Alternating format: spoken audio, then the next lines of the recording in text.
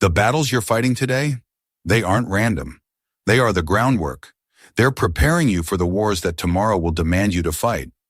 You might not realize it right now, but peace, true peace, is born from those wars you fight within yourself. Because whether you admit it or not, we all have demons. We all have pain.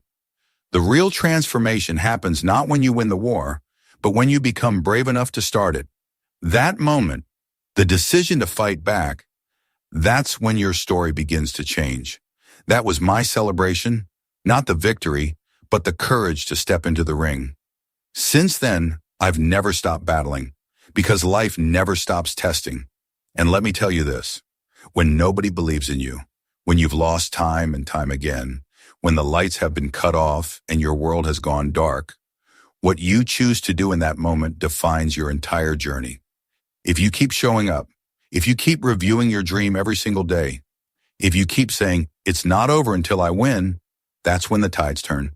That's when you stop being the victim and start becoming the warrior. So congratulations. You've hit failure. You've hit it hard. And that's the best news I could give you. Because once you've hit failure, there's only one direction left to go, forward. You've got nowhere to go but up. But you've got to go all the way down to really understand how high you can rise. Most people won't go there. It's scary. It's painful. But here's the truth. That's exactly where victory lives. It's always been there. From the 70s to now, that hasn't changed. The battleground has stayed the same. The rules haven't shifted. There comes a time in everyone's life where being average, just scraping by, becomes unbearable. Where mediocrity becomes poison. Where just getting through the day starts to feel like a curse. And that day, that moment, it will shake your soul. You'll want to throw up from the thought of staying where you are. That's the moment you rise. That's when you get up, shake off the dust, and start creating something from what's always lived inside of you. I've been there. I've walked through those flames. I know how it feels to give everything, to collapse, to be left behind with nothing but the echo of your efforts. I've tasted the tears, I've bled, I've sacrificed it all, and yet here I am. Not because I never thought about quitting, but because every time I did, I chose not to. I chose to fight one more day, and if you're reading this, so can you. There was a time when I was broken, out of shape, and placed in the most brutal training on earth. The odds were stacked against me, but I asked myself, what if I can make it? What if I can rise among the elite? That single thought carried me through the unbearable. The pain, it doesn't go away. The suffering, it doesn't cease overnight.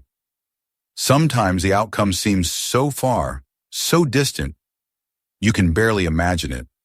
But if you hold on, if you just keep believing, brighter days are coming. Ride through the storm, embrace the pain, and when the clouds clear, you'll see that you were being shaped the entire time. The world needs more warriors, people who will die for their beliefs, for freedom, for compassion, for truth, for humanity. That's what I'm fighting for. That's what makes the war worth it. Just like David ran straight toward Goliath, you must charge at your fear. Don't wait. Don't hesitate. Goliath must fall, and he will fall. But it takes courage. It takes you staring down the impossible and choosing to fight anyway. The most brutal war you'll ever fight isn't against someone else. It's against yourself. That's the real war. It's always been Pat versus Pat. You versus you. That's the fiercest battle there is. But it's also the most rewarding. Because when you conquer yourself, nothing else stands a chance. So be brave. Be bold. Stand tall in the face of your giant, no matter how big it is. Because you're bigger. You've got more heart, and that heart, it's what will lead you through the darkness.